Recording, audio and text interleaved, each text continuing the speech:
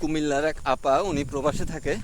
তো সেই আপা আমার কাছ থেকে কিছু মুরগি অর্ডার দিছিল প্রায় মাসখানিক আগে। তো ওগুলোই নিয়ে যাইতেছি। উনি তো আর আসতে পারবেন না, ওনার এক আত্মীয় আছে টাউনে, হয়তো বা ওনার কাছে দিয়ে আসবো আর কি।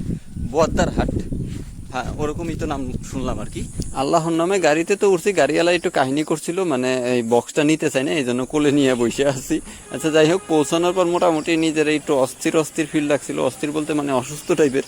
তো এখান দিয়ে আবার বৃষ্টিও নাই মাইছে, একটা মানে ছোটোখাটো একটা রিক্সা নিলাম যদিও। আর রিক্সা নিয়েছি তো ভালো কথা, টাকাটা 30 টাকা নিছে এখান থেকে এইখানে। যাই হোক, দুঃখ নাই, দুঃখ হইলো একটাই, বৃষ্টিটা নেমে গেছে। কিছু খাইতে চেয়েছিলাম, খাইতে আর পারিনি। তো কাউন্টারে এসে মোটামুটি একটু ঘোরাফেরা কইরা সিট মিট কাটছি, কিন্তু পিছের সিটে বয় দিছে, জাকিতেই আমি শেষ।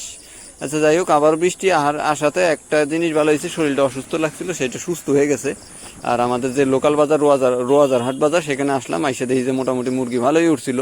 আর কিছু কেনাকাটা ছিল, সেগুলো কেনাকাটা করলাম। মূলত একটা প্যান পছন্দ হয়েছে, গরিবের প্যান, মানে 280 টাকা কইছিলাম, দেয় না, লাস্টে 300 টাকা দিয়ে আমার নেওয়া লাগছে। বিষয়টা অন্যরকম।